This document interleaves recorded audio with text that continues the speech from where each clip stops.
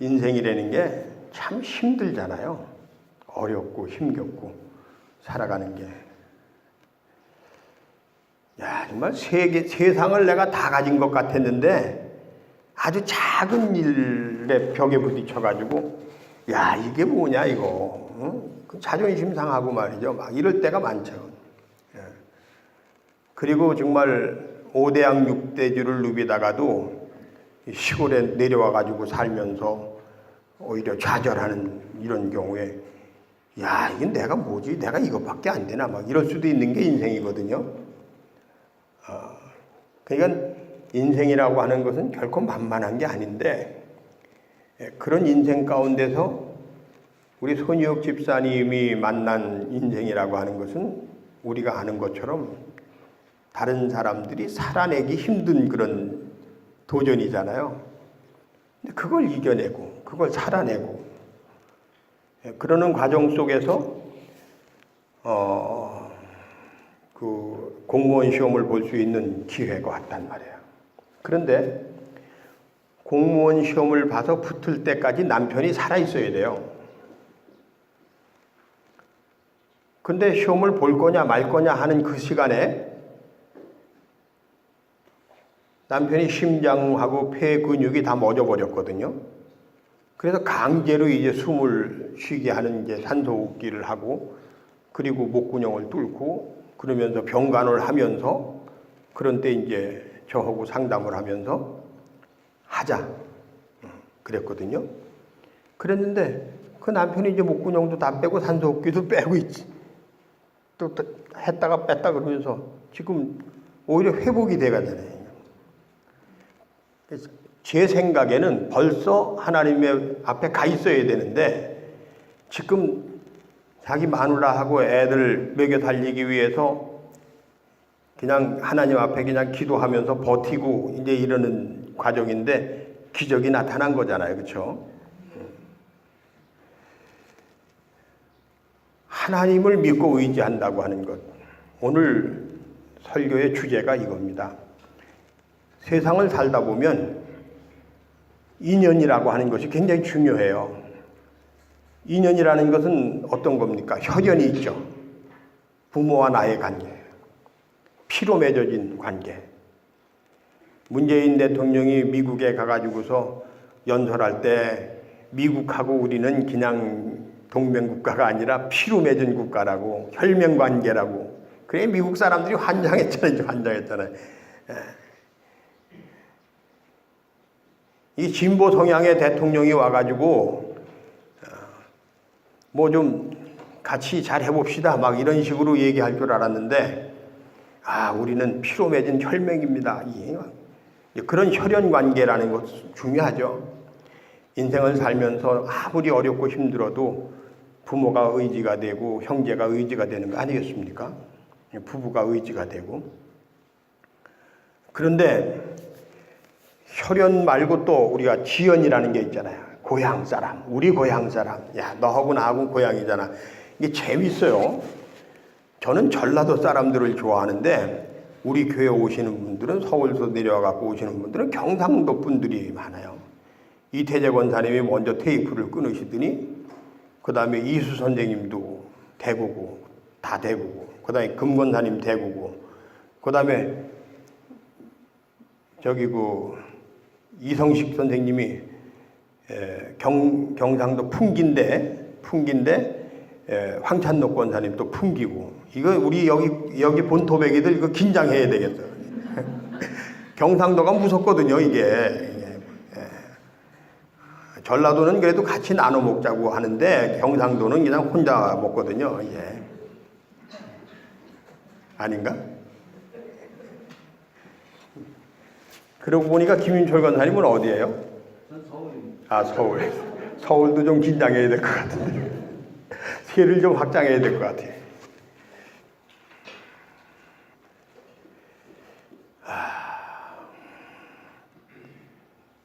이 지연이라고 하는 거 이건 무시 못합니다.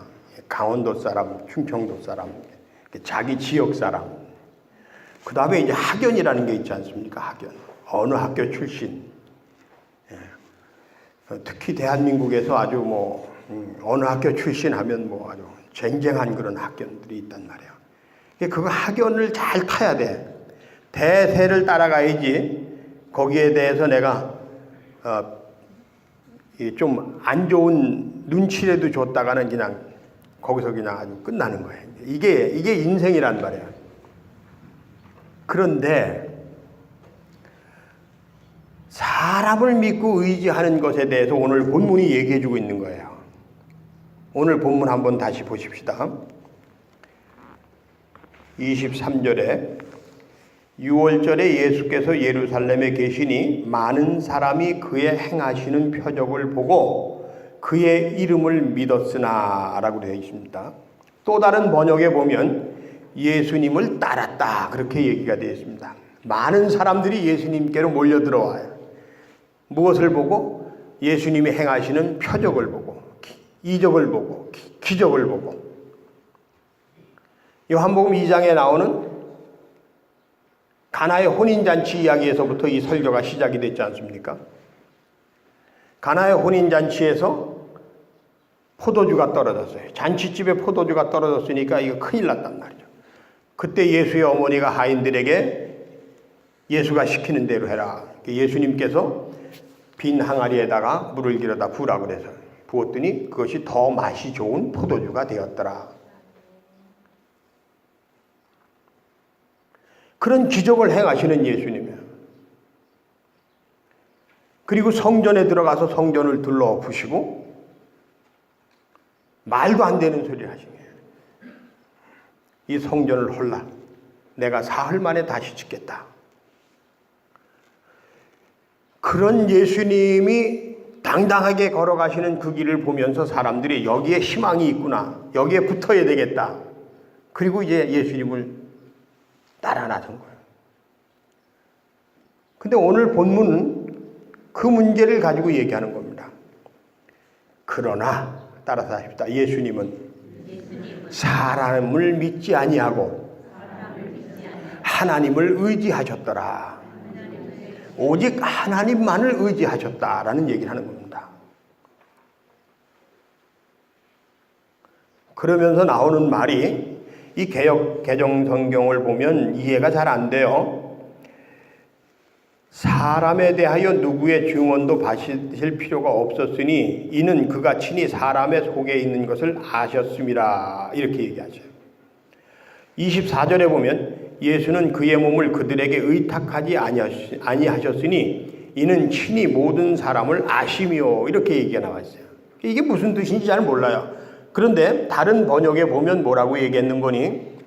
예수님께서는 사람들이 변변치 않은 것을 아시고 사람을 의지하지 아니하셨더라. 사람은 믿음의 대상이 아니라는 사실을 아셨기 때문에 사람을 믿지 않고 하나님을 믿고 의지했더라. 오직 하나님을 믿었더라 하는 얘기입니다. 할렐루야. 지난주에 어떤 목사님하고 만나서 얘기하는데 목사님이 그런 얘기를 해요. 목사님 갈수록 설교가 힘들어져요. 지난번 그 교역자 회의 때 길곡교회에서 교역자회를 했는데 그 길곡교회 목사님도 설교 중에 그 얘기를 하셨거든요. 자기는 일반 대학을 다니다가 고등학교 때부터 서원한 게 있어서 목회자가 돼야 되겠다. 그리고 이제 신학을 다시 해서 이제 목사가 됐는데 이 전도사 때부터 그렇게 설교가 하고 싶었대요. 그리고 부목사도 그 설교를 시켜주는 교회에 가서 이제 그 설교를 하고 싶었는데 자기가 부목사로 간 교회가 담임 목사님이 부목사한테 설교를 절대 안 시키는 교회를 가게 됐대요. 자기가 그 목사님한테 저는 설교가 하고 싶습니다 그랬대요. 그래가지고서 청년들 설교를 하게 되고 뭐 이러면서 목회를 했는데 이게 시간이 갈수록 설교가 어렵다는 거예요. 그래서 우리 지방에는 목사님들이 여러분이 계시니까 좀 설교를 좀 가르쳐주고 배우고 이러는 풍토가 있었으면 좋겠다. 이런 얘기를 했어요. 그러니까 저도 그 얘기를 생각을 하면서 저와 함께 얘기하는 친구 목사님한테 사실 설교가 쉬운 건 아니지. 설교가 참 어려워. 그런데 나는 설교를 준비를 한다고 생각하고 설교 준비하기 위해서 책상에 앉아서 성경을 보면 너무 재밌어가지고 시간 가는 줄 모르겠다. 내가 그렇게 얘기를 했어요. 그러니까 눈이 동그래지면서 이게 무슨 소리냐 이제 이런 식으로 절 쳐다보는 거야. 그래서 제가 그런 얘기를 했습니다. 예를 들어서 내가 지금 요한복음 2장을 가지고 설교를 하고 있는데 나는 지금까지 목회를 근 40년 가까이 해오면서 왜 예수님께서 제자들을 불러서 그 제자들과 함께 이야기를 하고 사람들이 예수님을 따르기 시작하고 그러던 가운데에 이 요한복음 1장의 이야기, 예수가 곧 하나님의 말씀이었다. 예수님에 대한 이야기를 이렇게 처음부터 그가 바로 메시아다라는 얘기를 하면서 느닷없이 2장 1절에 가나의 혼인잔치 얘기가 나오냐? 왜 물로 포도주를 만드는 얘기가 나오냐? 이게 늘 의문이었어요. 왜 갑자기 이런 얘기가 나오지? 왜 포도주를 만든 이야기가 나오지? 근데 이걸 요번에 깨달은 거예요. 이 책에 없습니다. 어떤 신학자도 제가 아는 한 이것을 제가 지금 이야기하는 것처럼 이 성경을 본 사람이 없어요. 그런데 포도주를 만들었다고 하는 이 가나의 혼인잔치 이야기 바로 뒤에 나오는 성전 정화 이야기, 전혀 다른 이야기잖아요. 혼인잔치집에서 물로 포도주를 만드신 예수님이 성전에 가서 성전을 둘러보셨다 하는 얘기가 연결이 되는 거예요. 처음으로. 성전이라고 하는 것은 뭡니까? 내가 복받기 위해서 가서 기도하는 곳이잖아요. 그런데 그냥 가는 게 아니라 성전에 갈 때는 내가 닭이라도 한 마리 잡아갖고 가야 돼. 염소라도 한 마리 잡아갖고 가야 돼. 비둘기라도 한 마리 잡아갖고 가야 되는 거예요. 그런데 그냥 집에서 기르던 걸 가져가면 되는데 성전에서는 집에서 기르던 거는 그게 더러운 거기 때문에 성전에서 그거 안 받대. 그러니까 너희들이 하나님 앞에 바치는 걸 드리기 위해서는 깨끗하게 기른 거, 이 성전에서 기른 것들 아주 특별히 그렇게 물을 주고 먹이를 주고 기른 거, 이걸 사서 바쳐야 된다. 근데 이게 같은 비둘기라도 집에서 기르다가 장에 내다 파는 비둘기가 100원이라면 성전에 가서 성전에서 사가지고 하나님께 드리려면 이게 100원짜리가 1000원짜리가 되고 10,000원짜리가 돼요. 그러니까 폭리를 취하는 거예요. 그래도 그걸 갖다 바쳐야 내가 복을 받는다 하는 게 성전이잖아요. 그러면서 기도를 해야 하나님이 내 기도를 들어주신다. 하나님이 내 죄를 용서해 주신다. 이거 아닙니까? 저는 우리 교인들뿐만 아니라 제가 지금 목회를 처음 시작해서 4번째 교회인데 교회마다 한 번도 똑같은 목회를 해본 적이 없어요. 그런데 그런 과정 속에서 단 하나 똑같은 게 있습니다. 그건 뭐냐 하면 제가 만난 모든 교인들이 오직 하나님만을 믿고 의지하는 마음을 가지고 교회 다니더라고요. 오직 하나님만을 믿고 의지할 수밖에 없는 그런 마음이 왜 생겼을까요? 내가 세상을 살아가는데 살아가는 게 너무 힘들어요. 실패도 해보고 속아도 보고 맞아도 보고 엎어져도 보고 자빠져도 보고 이 세상이라고 하는 것이 너무 힘들고 어려운데 사람을 믿을 수가 없어요. 그러니까 오직 하나님만을 믿고 의지할 수밖에 없다는 것을 고백하는 거예요.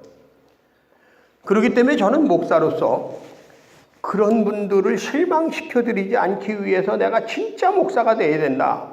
정말 좋은 설교를 할 수 있는 목사가 돼야 되겠다. 그런 교인들이 교회 와서 상처받고 가지 않게 해야 되겠다. 그렇기 때문에 제 거실에는 신문에 사파가 그려져 있는 그 신문 기사를 아주 정중앙에다 붙여놨습니다. 누구든지 들어오면 같이 보고. 사람이 이렇게 어렵게 산다. 어렵게 힘들게 산다. 이 사람들이 교회에 오는 거다. 그걸 늘 생각하기 위해서 벽에다 붙여놓은 거예요. 그걸. 뭐 집에 들어가면 그게 보이니까. 소파에 앉으면 보이니까. 그러면서 이렇게 힘들고 어렵게 살아가기 때문에 하나님만을 믿고 의지할 수밖에 없는 이들에게 정말 하나님의 위로를 선포하고 하나님의 말씀으로 소망을 줄 수 있는 그런 설교자가 되어야 된다. 그런 생각이란 말이에요.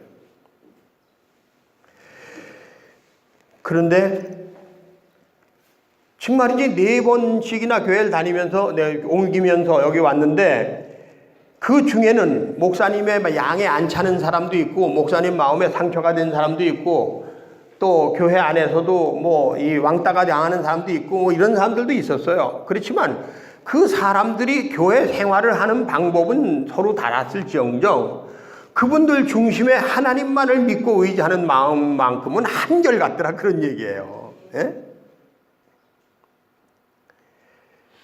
그런 겁니다. 왜 손이옥 집사님이 살아가는 삶 속에 하나님이 함께 하시는 기적이 계속해서 나타나느냐? 누구보다도 하나님만을 믿고 의지할 수밖에 없는 그런 상황 속에서 살아가기 때문에 아주 절박한 마음을 가지고 혈류병 여인이 예수님의 옷자락을 뒤에 와서 잡았던 것처럼 누가 알아주지 않더라도 주여 라고 하는 이 간곡한 심정을 가지고 살아가니까 그 삶 속에 기적이 나타나는 거 아니겠습니까? 우리 교인 중에는 교회는 못 나오는데 제가 와서 24년인데 24년 동안 우리 교회에 그분이 나온 게 한 2번인가 밖에 안 돼요. 그런데 한 달에 한 번씩 꼭 아무도 모르게 자기가 시간이 되는 시간에 올라와 가지고 기도하고 11조를 하고 가는 교인이 있단 말이에요. 우리 교인이라고 그래야 될지 아니라고 그래야 될지 모르겠는데 교인 가정이잖아요. 근데 그분이 왜 교회도 못 나오는 사람이 아니 그냥 좀 심하게 얘기하면 안 나오는 사람이 아무도 없는 시간에 아무도 모르는 그런 과정 속에서 오늘 제가 처음 여러분들한테 얘기하는 거잖아요. 교회 올라와서 꼭 일주일에 한 번씩 기도하고 가고 그때마다 감사한금하고 그리고 한 달에 한 번씩 11조 하고 그러고 갔느냐 이거예요. 그 사람 속에는 뭐가 있는 거예요? 자식에 대한, 남편에 대한 그들의 건강과 그들의 길을 하나님께서 인도해 주시기를 바라는 그런 간절한 마음이 있으니까 자기 교회도 못 오는데 헌금이라도 안 하면 어떡하느냐 이거예요. 작은 돈이 아니잖아요. 이게 사람들이 쉽게 하나님께 드릴 수 있는 게 아니에요. 11조는. 그런데 그거라도 안 하면 불안하고 두렵고 걱정이 되고 마음이 흔들리고 간이 콩알만해지고 심장이 두근거리니까 그러니까 그거라도 하는 거 아니겠습니까 여러분? 우리 교회 나무개는 11조를 잘한다고. 그건 자랑할 게 아니라 그 사람이 얼마만큼 간절한 마음으로 하나님을 믿고 의지하고 있느냐 이거를 봐줘야 되는 거 아니에요?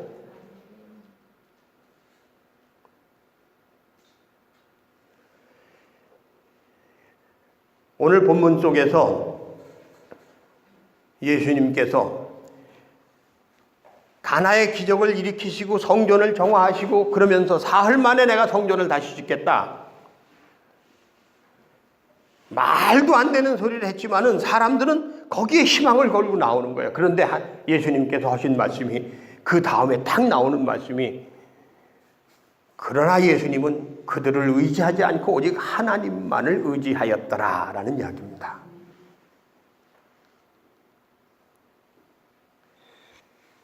성경이 너무 재밌어요. 은혜가 되니까 재밌는 거예요. 그냥 히히대고 껄껄대는 재미가 아니라 내 마음속에 다이아몬드보다도 더 귀한, 보석보다 더 귀한, 내 아내나 내 자식보다 더 소중한 삶의 가치를 나에게 전해주는 말씀이 너무도 재밌는 거예요. 너무 신나는 거예요, 이게. 그러니까 설교를 한다는 게 어렵고 힘든 게 아니라 나는 설교하는 게 너무 좋다, 아직도. 그리고 설교 준비하는 게 너무 재밌다. 그런 얘기 하니까 눈이 동그라지면서 제가 이 얘기를 하니까 정말 새로운 얘기라고, 자기도 처음 듣는 얘기라고. 그분은 대학원에서 1등으로 졸업하신 분이거든요. 야, 정말 이 가나의 혼인잔치의 이야기하고 성전 정화 얘기하고 이야기가 이어지면서 가나의 혼인잔치도 아니요, 물로 포도주를 만드는 기적도 아니요,